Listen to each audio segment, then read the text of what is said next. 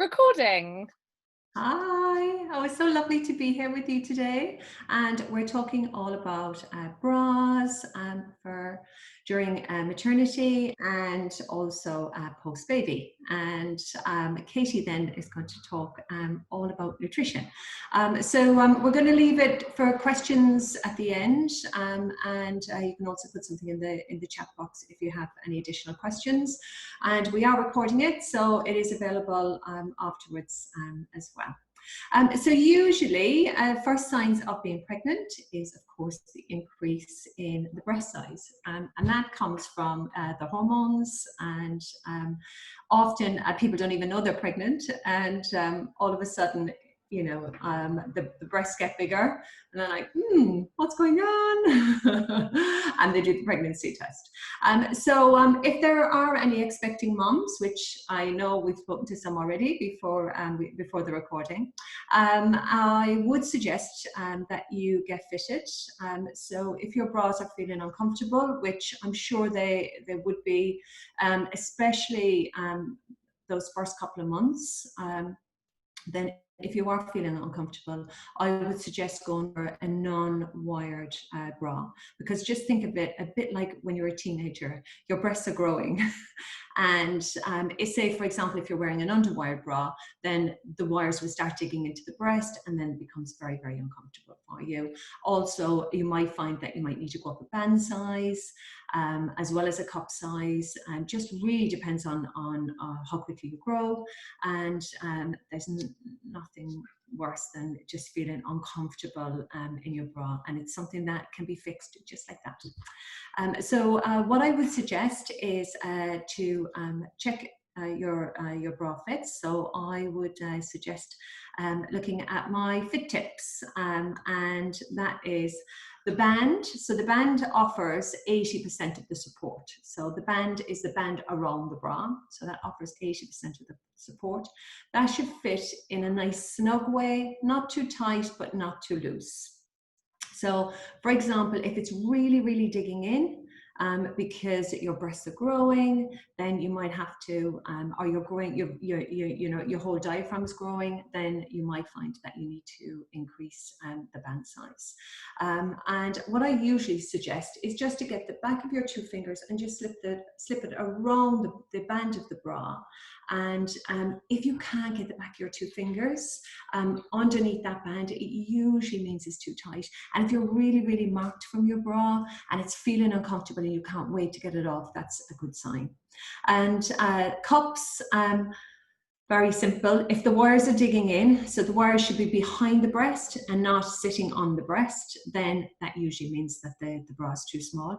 If you're spilling out over the top of the bra, so if you've got the 4 boobs happening, or if you're spilling out over the sides, that usually means your bra's too small as well, the cups. And another indicator is if the bra is standing away from your body, it usually means that your breasts are saying, just let me out of the cups because there's not enough room. That usually means that you need to go up a cup size as well, or maybe a couple of cup sizes, depending. And then straps. The straps of a bra are very, very personal. So I would suggest just adjusting your straps until you feel comfortable. But do remember that the straps should not be offering all of the support for the bra. They're just the additional support. So the main part of the support for a bra comes from that underband. And then the center front of the bra, which is the piece in the center between the two cups, try and get that to fit as close as you possibly can to the chest wall. If you can get it to sit flat, that's perfect. But some people might sit a little bit far forward, just a tiny little bit. But not if it's standing away, it's not fitting correctly. So they're the little tips to look for, when you're checking if your bra fits, if it doesn't fit. And then what I'm now going to do is break it down into new mums, and also break that down again then into mums that it would be breastfeeding and mums that have decided not to breastfeed. So new mums.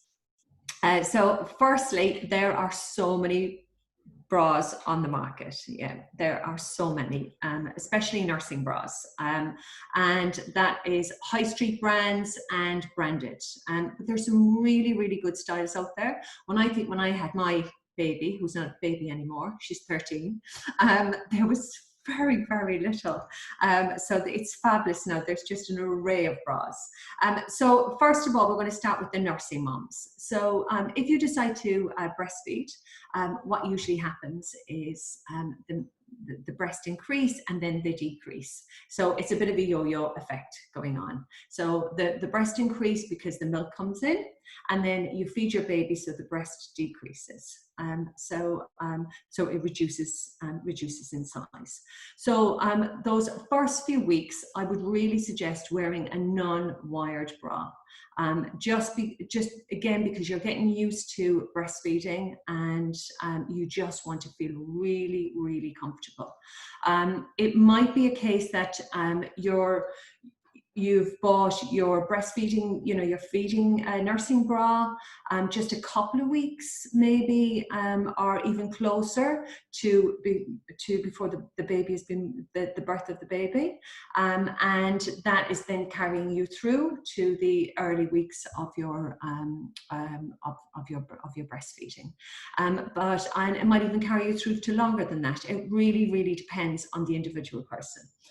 So those first few weeks, I would say non-wired bras. Now there are nursing bras out there that have got flexi wires. There's quite a few of those on the market as well. If you decide that you want a bit more support, especially if you're very full in the cup, then the flexi wire can be worn, but probably 4 weeks onwards, I would suggest with that. But if you're worried about buying too many bras and you can only afford maybe 1 or 2 bras, then probably best to just stick with the non-wired styles. But if you go for the flexi wire, they're very, very comfortable, because they are flexible and they're a lot softer than the wire. Now, nursing bras. So what to look for? So you want a bra that's easy to use. So I would suggest getting a drop cup. There is a huge amount of them on the market. So I would suggest a drop cup bra. What I mean by a drop cup is it's got a little clip just at the strap of the bra. So that's just above where the cup finishes, and you can clip it off just with one hand, just with your your thumb and your index finger. You just clip it off, and the cup drops down. So hence drop cup, and then the strap stays on your shoulder. And I would suggest maybe looking for a bra as well that has almost like a little sling at the side, because then you get a little bit more support. And a lot of the bras they're either lined in cotton or they've got microfiber, which are all very breathable, so they're quite nice to wear. And then the adjustments around the back. So look for your hook and eye adjustments at the back. Look for bras that have quite a number of adjustments. And the reason I would say that is because remember, you're going to be your shape is going to be changing over time. So say, for example, if you've got 2 bras to take you through the first few months, then if your shape is changing, then you want to be able to tighten or loosen those bras as you go, as your shape changes. But majority of good nursing bras, whether it's high street brands or branded, they all have quite a number of hook and eye adjustments at the back. Also look for really, a good shade. Also, maybe be a little bit of adventurous with color. If you wore color before in your bras, don't just kind of restrict yourself to, a neutral tone if that's not what you want to wear. Because also you want to feel good yourself as well, yeah? And then with the cups of the bras, I would suggest having enough room in the cups, but not that it's so big. So you need to be fully contained in the cup, but maybe just get the top of, just look at the top of the cup and just slip your hand in and just see, have you got a little bit of room? Because remember, the breast is going to get bigger and then it's going to get smaller. Yeah. So if you can pop your hand just into the top of the cup and you've got a little bit of room, that should carry you through. Also remember as well, you'll probably be wearing what they call a breast pad, and the breast pads, you can get either disposable ones or you can get washable ones, and they slip inside the bra. They're very, very small, but they're great to avoid any little leakage accidents. They hide all of that. So just make sure you have a little bit of room as well, just for the breast pad. So what I'm saying is, don't fit your cup so that it's so tight that you can't fit anything in, or when the milk comes in, that you're not going to be spilling out over the top of the cup.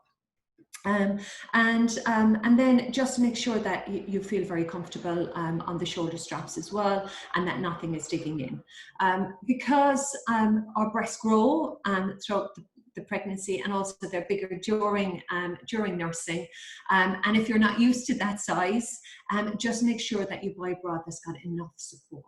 So there's quite a few brands out there. So you've got Royce. They do fabulous nursing bras, and they go up to a double J cup. Really, really good. Bravissimo also do a lot of nursing bras as well, and they do the fuller cups. There's quite a lot of offerings there as well. Another lovely brand that I like is Hot Milk. They do really, really lovely bras. Their Temptation bra is lovely, so it's great for the summer if you just had your baby and you're feeding, because they've got the Temptation bras has got a little, what they call a little J hook at the back, so you can hook it in and give you a little, what I call a little racer back. So that's quite nice if you're, wanting to wear your summer dresses. Freya do a lovely t-shirt bra. Triumph do really lovely, they do a bra called Mama Bell, and it's a seamless bra, so that's really nice if you're a little bit smaller in the cup and you just want a really lovely t-shirt bra. And then the brands, the non-branded, so you've got M&S. They do so many, so many different feeding bras as well. And there's Anita, there's Bravado, there's Panache. Oh, the world is your oyster, honestly. There are so many to look for. And Next also do lovely 2-packs. So if you're working on a budget, especially maybe you might be furloughed at the moment, and also you might be going straight into your maternity leave, like one of our listeners was telling us earlier. So, again, I would suggest maybe looking at the offers out there as well on the non-branded. So that's for the nursing moms. And then the non-nursing moms, again, there's a lot out there for you as well. So what I would suggest for you is, again, as you go through, same as I would for the nursing moms, you're going through your pregnancy, so you follow the same rules. And as you go through the trimesters, you might just want to check for both. You might just want to check that your bra fits as you're going through your different trimesters, because different things are happening in your body with your hormones. Then post baby, you decide not to breastfeed, and what you need is a really, really comfortable bra. Yeah, because remember, your breast is not going to go straight flat and back to the shape it was straight after the baby. It's going to take a few weeks, yeah, and everyone is different. So what I would say is to just get a really comfortable bra, probably non-wired. It might be the bra that you've had through your maternity, and then what I would say is keep an eye on how your breasts go down. You might be able to get the first few weeks out of the bra, but you might find definitely by about 6 weeks that if you're not breastfeeding, that the breast gets much smaller, and you start maybe going back to maybe even your old size. But you might not have your old shape back. Your breasts might, because they've got a lot bigger throughout the pregnancy perhaps, you might find that the shape is slightly different. So that's fine too. All you have to do is just get fitted, and you might have to just change the shape of the bra that you wore. So for example, I do a lot of, I fit a lot of women, and what I find is often they might have worn a full cup bra, for example. So what I often recommend is post baby, when they're getting refitted for their new everyday bra, is maybe they wear a balcony bra. And a balcony bra is something like, almost like a little sweetheart neckline. So what you get is you get a little bit more lift, and if you've lost a little bit of the fullness on the top of the cup, then that will give you that back. Yeah, so it's just a better shape. So again, I would suggest getting fitted. Follow the tips that I've said earlier about my fitting tips, and then just get fitted. So there's lots of fitting out there. I offer virtual fittings that you can see through, you know, you contact me through my website. But there's so many, you know, there's so many stores out there that, you know, are offering virtual fittings. Yeah, so it's really just, I suppose they're the key things, is to just be really, really comfortable. Get fitted on a regular basis, and if you're deciding that you're going to breastfeed, probably try and leave the bra, buying of the bra, closer to the time just before you have your baby, so you kind of get a true enough size. Postnatal, you know, there's just so many bras out there. Look at the websites for nursing bras. As I said, I've given you a big list there earlier, and there's so many to look at, and then just get something that works for you, and be adventurous with colours, and also with prints as well. There's lots out there, and if you're not breastfeeding, just keep your eye on your size, and how you're getting along post baby, and then get fitted soon after, and then you can wear your underwire bras again, and it's the same rules for, you know, for women who stop breastfeeding.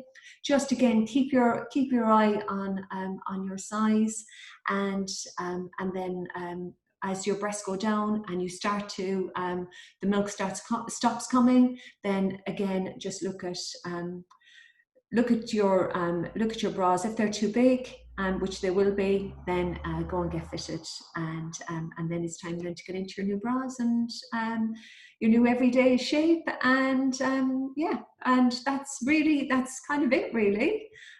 So I hope that was helpful. Do we have any questions? Are we going to wait till at the end, Katie? No, I think if anyone here has got any questions that they want to type into the chat option that's at the bottom of the screen, then very welcome to. But if you want a bit of time to sort of process all the information that Monica's just given, then if you want, we can keep going, and I'll do my bit on nutrition now, and then hopefully there'll be, you know, sort of a few minutes at the end. So if anything has sprung to mind, then you're welcome to pop that in there. But I just want to say thank you, Monica, for that. That was we have a question. So after you stop nursing, how long should you wait to be fitted? Okay, so it's a little bit like a piece of string. How long do you wait? It really just depends on the individual. So you know, some women breastfeed for a few weeks, some for a couple of years. Yeah, some women, you know, decide that they might only just do one feed towards the end, and that might be just the night feed that they're doing, especially if you're back at work. You know, so everyone really differs. What I would suggest is to once you stop breastfeeding, is to just keep an eye on your breasts, and when, you know, you stop when the milk stops coming through, you will notice, you know, your bras will be too big. Then it's time to get fitted. Yeah, so usually about 6 weeks, I think it usually takes. But as I said, everyone is different, and it depends on whether you've gone from full-on breastfeeding a few times a day and then stopping, to, obviously that will take a little bit longer, to someone that's maybe just stopped, just one feed a day and then they've stopped, then it'll be slightly different for them. But the key is to keep your eye on that as well as you go through the feeding process, is to keep your eye on that. So if, for example, you stop breastfeeding after after a few months, and you're just doing, say, maybe down to one feed, you might find that you might have to actually, then you probably have to change maybe your nursing bra as well, and you might just need to get a smaller nursing bra, so that it fits you in a better way. Thank you. And one more. No, this is great. We love questions. Is there a good strapless bra option? I'm during the middle of summer, so just thinking, yeah, boy, it's quite hot at the moment, isn't it? We're not even in August or July. So during the middle of summer, so just thinking if I need to wear clothes, with thicker straps and things like that. So is there a strapless bra option? So as in a strapless feeding bra? Yes. Oh, yeah. No. So there isn't a great option for strapless feeding bras out there. What you can wear is what will do a non-wired strapless bra. It's not a feeding bra, but of course, because you're not dealing with the straps, it's quite easy. So you can just pop it down. So it's a little bit softer. So I would suggest maybe something like that, maybe going for a non-wired strapless bra. But what you will find is, as the breasts get bigger, and then as the milk comes in, you won't get as much support from the strapless bra as you would from a nursing bra. But the other thing is, there's some beautiful nursing bras out there with very narrow straps. You don't have to go for the big strap option, and really lovely colors, so nice to show a little bit of detail as well. So have a look, as I said, on Big Leaves, Bravissimo, Royce. All of those hot milk, they do lovely, like it's like a baby pink, so it works with everything, and it's almost invisible onto clothes. Yeah. They say thank you. So if there's no more questions for Monica right now, I'll go into my bit about nutrition, and then if anything springs to mind, as I said, we'll leave a few minutes at the end, so you're very welcome to sort of backtrack, as it were, and say, oh, I forgot to ask this. You don't have to keep the questions for me at the end, if that makes sense. So once again, thank you so much, Monica, for that. That was very informative and very easy to follow as well. So thank you for that. So I'm now going to talk about nutrition, and I think I'm going to be the scary half of the talk, actually. So my first thing is, what I'm going to say is like the perfect, and I don't expect anyone to be perfect, but so what I'm going to go through is what to aim for, if at all possible. And for those of you who are on furlough, or you've started maternity leave a bit early, or you work from home for yourself and you've got more sort of flexi time, bulk cook and freeze now. It is worth its weight in gold, because when you've got a new baby, and especially if it's not your first baby and you've got other children that need your attention, then time for cooking does kind of disappear quite a lot, and you're tired in the first few weeks and your sleep's disrupted, and the last thing you want to do is cook. So if you've got time at the moment, think ahead a bit. It's hot at the moment. It might not be hot if, we might have a rubbish August, we never know. So if you are going to spend some time bulk cooking, I would recommend freezing meals that will be hot, because also hot food, even though it seems bonkers when it's 30 degrees, it's very nourishing, and giving birth is quite taxing. It takes up quite a lot of energy. I mean, the female body knows exactly what to do, but it's all about sort of fueling yourself and helping your body repair if there's any repair work that needs to be doing. And also, your body has done so much during pregnancy, and it almost has to do exactly the same the reverse way around after pregnancy. So actually, if you can freeze soups, stews, things like that now in sort of portion ready sizes, trust me, it's worth it. Really, really worth it. So I'm going to go through essential nutrients for breastfeeding, and then I'm also going to tie in ways to keep your energy levels up, because as Monica has said, you know, for those who don't breastfeed, and you know, I'm very aware that not everyone wants to, or it doesn't always work out the way you've planned or hoped. So I want to include, you know, nutrients and ways to eat to keep your energy levels up, because let's face it, when you've got a baby, that's quite important. This might sound once again quite scary. Please don't think that eating well is not achievable. I'm going to start with the worst news first. Please try and limit your refined sugar and caffeine. I'm really sorry. Because if you think about it, you know, when you're breastfeeding, what you eat, your baby gets too. And whilst, you know, the liver does a lot, and when nutrients goes from what you've eaten into the blood, which then gets turned into breast milk, the body is amazing. Whilst things do get filtered out, what you eat does have an impact. So if you are drinking lots of caffeine, and then you wonder why, okay, so newborns don't sleep, but you wonder why your baby really isn't sleeping, it might actually be because you're fueling yourself on caffeine, which I understand it's easy to do, but there are ways with food to help keep your energy levels up, so you don't just have to fall back on coffee and cake. I'm not saying you can't have cake. I'm not that mean. It's just sugar is void in nutrition. There are no nutritional benefits to it whatsoever.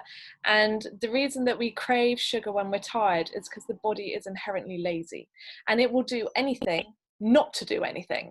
And when we eat sugar, whether it's actually in a piece of fruit or it's in a dairy milk or whatever, cake, whatever your go-to is, the sugar goes straight into the bloodstream, so it perks us up, which is great. But then we get a blood sugar spike and then a crash. And what happens when we crash is we want the pick-me-up, so then we eat more sugar and we get another spike, and then we crash even lower.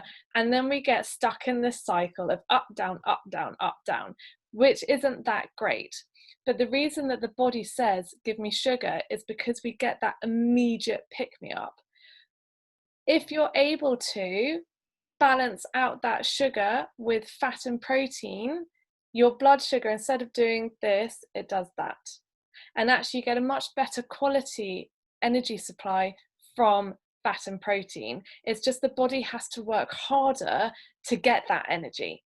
So it says, give me sugar for the quick fix, so I can then metabolize the fat and protein to get the better quality energy from it, which is why when we eat a meal that's high in protein and fat, we're fuller for longer. So that's just to hold in the back of your head at all times, regardless of baby or not. Actually, balancing blood sugar levels is incredibly important. So nutrients whilst breastfeeding. So I have written down actually grammage, but also examples of how to sort of convert that into what it looks like on the plate. So, and in fact, during, you know, a lot of what I'm about to say, it's essential nutrients regardless. When you're breastfeeding, you just need a bit more.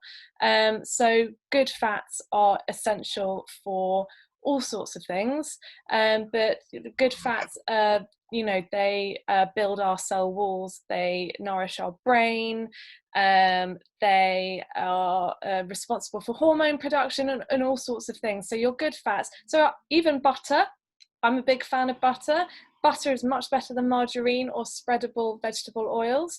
So if you're not vegan or dairy intolerant or dairy free, butter is 2 thumbs up to that. And you actually want to be getting around 20 grams of good fats a day. So that also includes, you know, olive oil, it can be avocado, flaxseed, things like that. But if you're cooking, try and only cook with coconut oil and butter to really high heats, and then olive oil. Try not to cook with sunflower oil and the other oils, because they're actually, fats are very delicate. They need quite a lot of nurturing, quite a lot of love. They get damaged quite easily, and things like sunflower oil don't actually like high temperatures. But you can put sunflower oil and flaxseed oil and even sesame seed oil, things like that, on salads, and or drizzle it on the food once it's cooked. So that's a really good way to get the oils in the diary. And then sorry, I just pressed the button. And then protein is really important too. So you want to be getting about 70 grams a day. So that's about 2.5 palm sizes. So protein doesn't have to be meat and fish. If you don't like it, you're vegetarian, you're vegan, you know, however you're eating. It can be eggs if you have eggs. It can be nuts and seeds. It can be the high protein beans and lentils and quinoa and things like that. It doesn't have to just be chicken.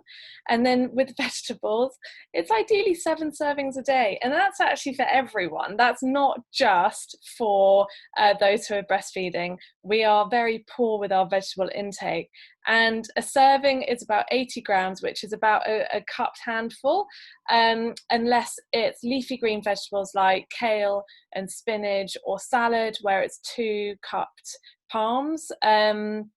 But also with the 7 servings a day, that can include beans. So if you can make a bean stew, for example, with butter beans and kidney beans, and then have some onion and carrots and spinach. You can mix it up a bit quite easily to get that.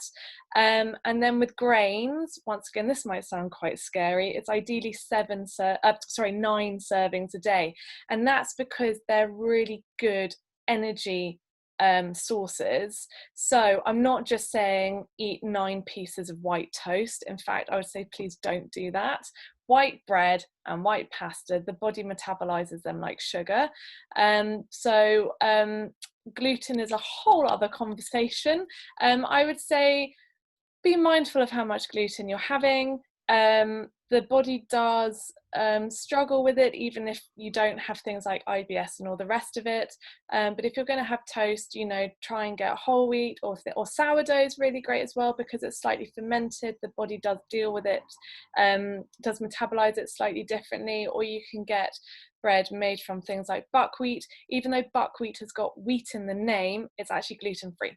So don't worry about thinking that you're getting loads of gluten from buckwheat. You're not. Oats as well. Oats are amazing. If you are allergic to gluten, get gluten-free oats, because oats are normally processed in factories that also have gluten-containing grains going through as well. And also so gluten is the protein in wheat, barley, rye, and the protein in oats is called gliadin, and the molecular structure of gliadin is very similar to gluten. So if you are allergic to gluten, the body can confuse the protein in oats as gluten, and you'll have a reaction. So that's where the more expensive gluten-free oats are worth it. But if you're fine with gluten, don't worry about getting gluten-free oats, because you'll just be spending extra money unnecessarily, basically. And then once again, with your grain, rice is really brilliant. There's all sorts of different types of rice. There's so you try and avoid the white rice. You've got brown rice, red rice, which is naturally red, wild rice. And actually making rice mixes is a really nice thing to do, because they've got slightly different textures and tastes and things like that. And then once again, you've got buckwheat that I've mentioned, and quinoa too. So that with your plate of food, if you can aim for half of it being vegetables, a quarter of it being protein, whatever form that comes in, and then the last quarter of the plate is a mix of your fats and your carbohydrates, and then spices. The one thing I would say, if you're breastfeeding, then maybe make the carbohydrate section a bit bigger, or when you're snacking, try and make it a grain snack, if that makes sense. So you could you know, have some porridge, you could make things like overnight oats, or bircher muesli, things like that that are in the fridge. They don't take very long to make. You know, pop it in the fridge and have them ready to go. And actually cold porridge is really good, I've discovered, looking after very small nieces, that actually it tastes much better than you would think. So even having cold porridge actually can be a really great snack, and a way to help balance your blood sugar levels with all those things is to add in, as long as you're not allergic, you know, nuts and seeds. They're a really great way to get that fat and protein in. And then of course fruit's important, but be mindful of fruit because it is very sugary. You know, with the 5 a day, which I've just said should be at least 7, we only really need 2 pieces of fruit. But having said that, if you're craving something sweet, it's much better to have a piece of fruit than to have a chocolate bar. Unless it's dark chocolate, 75% or darker, because it's got loads of magnesium in it and it's part of your fibre intake for the day. So there's wiggle room, there's ways around things to make sure that you can still get your chocolate fix.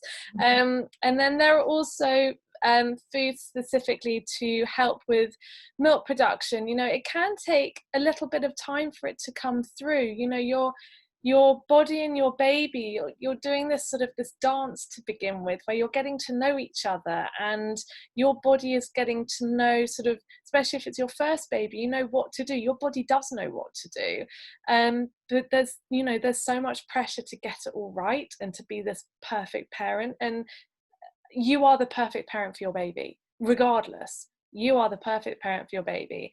And sometimes when there's all this pressure to be, you know, getting the baby to latch and feed in a very short time frame, puts a lot of stress on you. And when you're stressed, that inhibits things like milk production. So I know it's very easy for me to say, but if you are able, just, you know, when you're holding your baby for that first time, just try and zone everything else out and just enjoy that connection with your baby and having your baby on your chest, because it's all these things that really help get the milk flow going. So whilst you can support it with nutrition, you know, loads of skin to skin time is a really brilliant thing to do. And a little fun fact, so depending on what, and this is going slightly off topic, but depending on what your birth plan is, so the umbilical cord. The umbilical cord is always long enough before the placenta is delivered to allow your baby to, if you put your baby on your tummy when it's born, your baby will crawl up to your breast instinctively, and the umbilical cord is always long enough for the baby to be able to reach your breast even whilst the placenta is still in your womb. So isn't that amazing? I mean, the female body is quite magical. So, you know, your body is built for this. So, you know, if you want to leave, you know, have delayed cord clamping, don't worry that your baby won't be able to feed, because it will be able to. But then again, if you want to cut the cord immediately, you know, fine. But it was just to let you know that if you are concerned about your baby being able to latch on and stuff, if you are doing delayed clamping, don't panic. Your body's got it sorted. But if things are a little bit slower to get going to begin with, then actually oats are really nourishing for breast milk and helping production. So even though it is 30 plus degrees today, have a bowl of porridge. You know, and wait till it's cold and then eat it. I would say flapjacks, but they're rather high in sugar. But you can make lower sugar options. You know, so apple crumble. Anyway, that's not helpful. But there are loads of recipes. If you like baking, there are lots of sort of reduced sugar oat-based recipes online. So, you know, if you enjoy, you can make muffins. You know, you can whiz up oats and turn it into flour and use that in baking.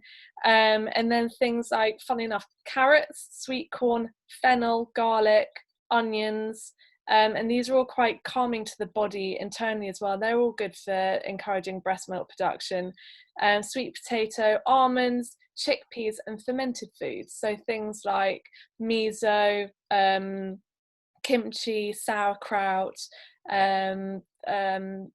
kefir, kombucha, they're all very nourishing to the body to help produce breast milk. So so that's some things about breastfeeding. And also, it's little and often is a really great way to approach how you eat when you've got, well, for lots of people actually, regardless of if they've got a baby or not. But so with a newborn, whether you're breast or bottle feeding, they're up really regularly, which means you're up really regularly, which means that you're not sleeping as much. So you will feel hungry more often. So do eat little and often.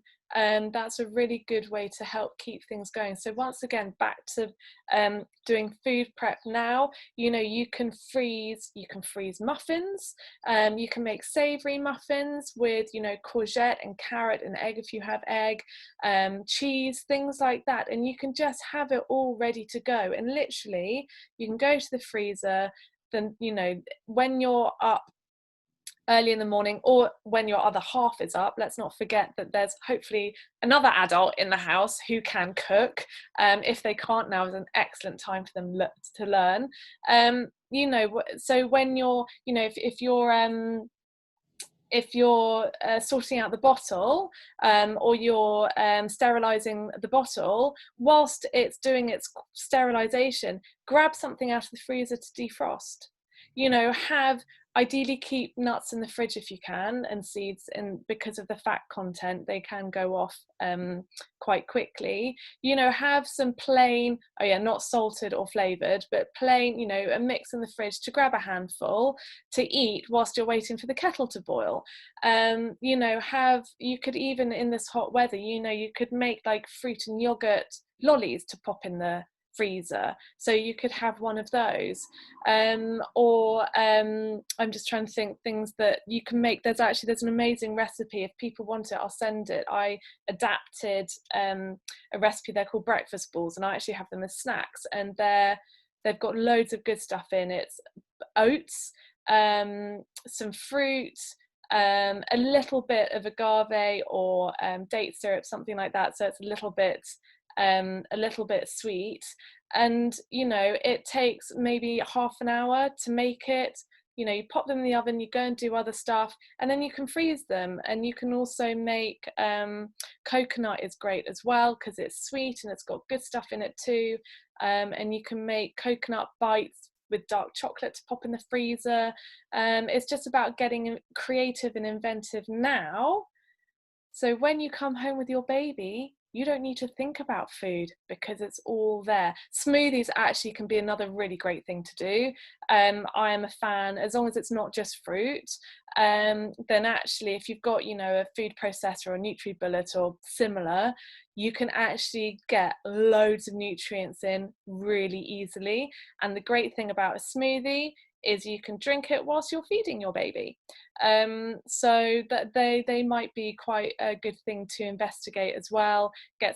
Try out recipes now, so you find out what you like and don't like, so you don't have to think about it when you're at home with the baby. And I saw someone say yes please for the recipe for the breakfast ball, so very happily do that. And the other thing, which is very obvious and not food related at all, when your baby is sleeping, you should sleep too, because actually it's amazing the impact that has on your overall health. And I know it can be tricky if you've got other children, because that's when you want to be giving them attention, because they can be struggling with a new sibling, especially if they have been an only child, because everything gets slightly displaced. But if you are able to at least just lie down, you don't have to sleep, but if you're able to lie down with your baby when your baby is sleeping, you will notice that you do feel more relaxed, more able to cope, less frazzled. And that will also impact on what you choose to eat, because if you're calmer, you won't just be craving comfort foods.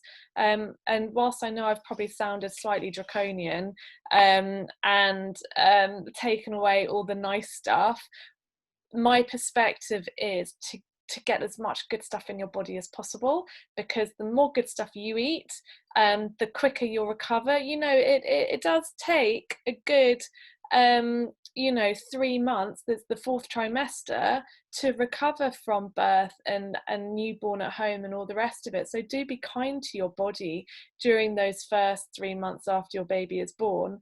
And the more good stuff you eat, the more good stuff your baby's getting, which will then, you know, impact all the way down the line through their development and growth. Just one, once again, slightly aside thing, if you notice that your baby is getting eczema, it could be down to something you're eating. So do be aware, you know, eggs are a real trigger actually. So if you're eating a lot of eggs whilst breastfeeding and you notice that they're a bit rashy, try and knock eggs on the head. And I'm really sorry if you treat mayonnaise as its own food group, but if you can strip back the mayo a bit, then you might see. Yeah, I had a client, I had to say that to them and they nearly cried because basically mayonnaise was what was getting them through. So anyway, so I mean, that's slightly off topic, but it's just to be aware of, that, you know, what you eat whilst feeding your baby really does make an impact. And you know, if you're formula feeding, then obviously what you eat doesn't impact on your baby in quite the same way, but it still impacts on you, and how you are, and looking after you is just as important.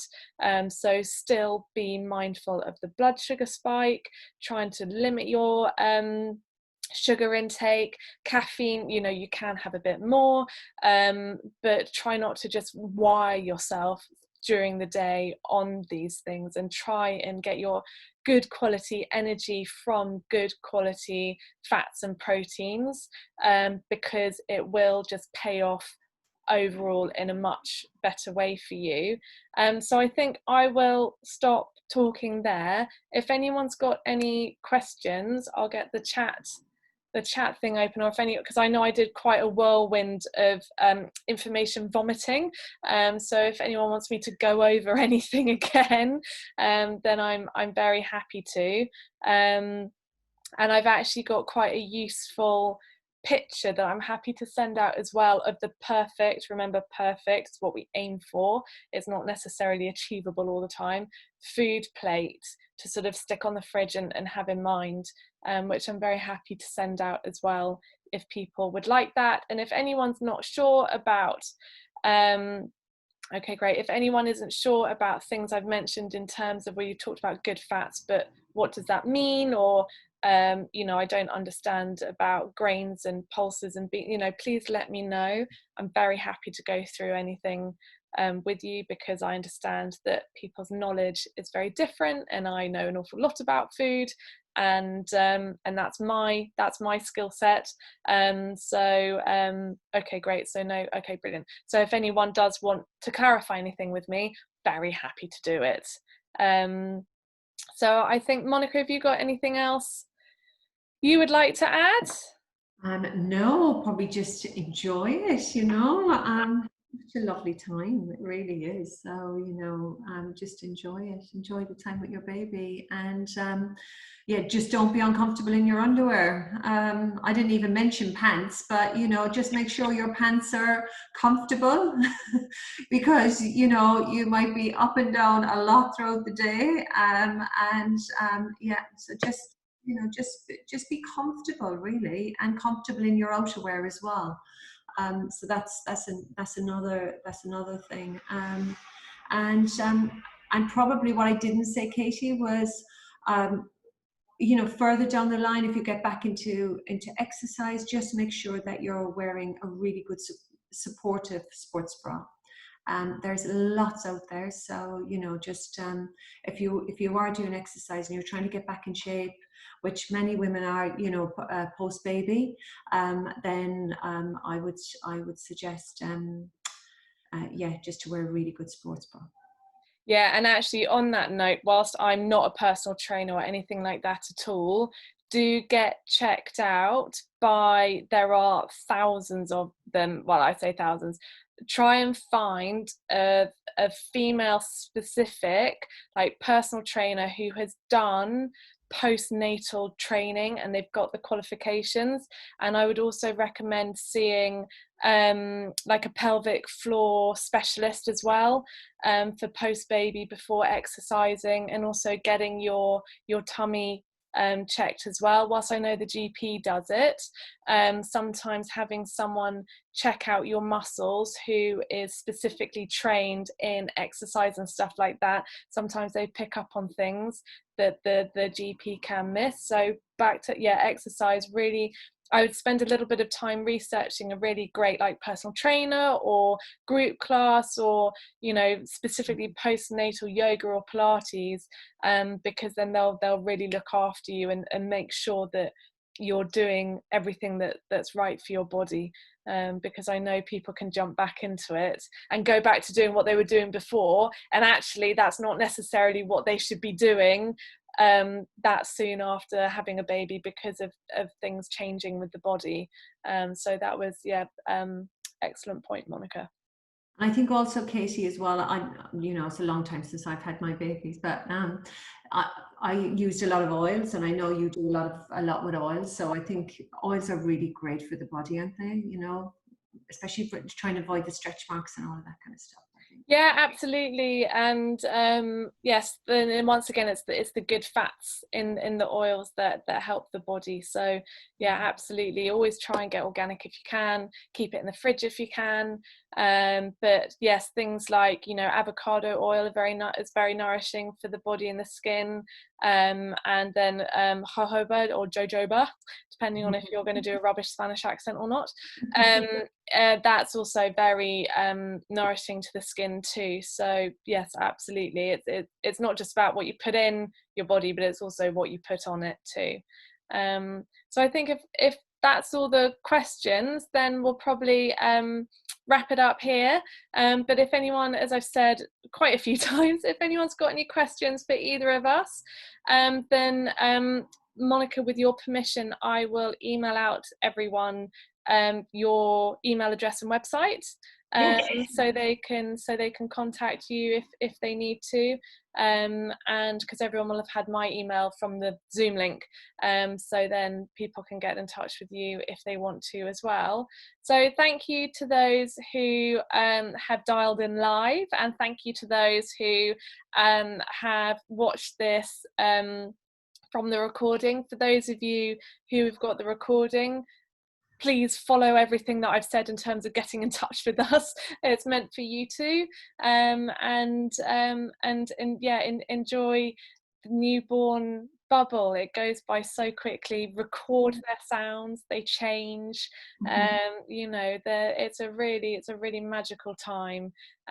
So just enjoy it, and in a nanosecond they'll be grown up and will have left the house.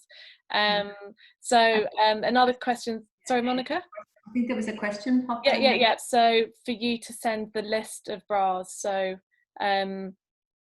I'll get that sorted. So thank you, everyone. Enjoy the sunshine.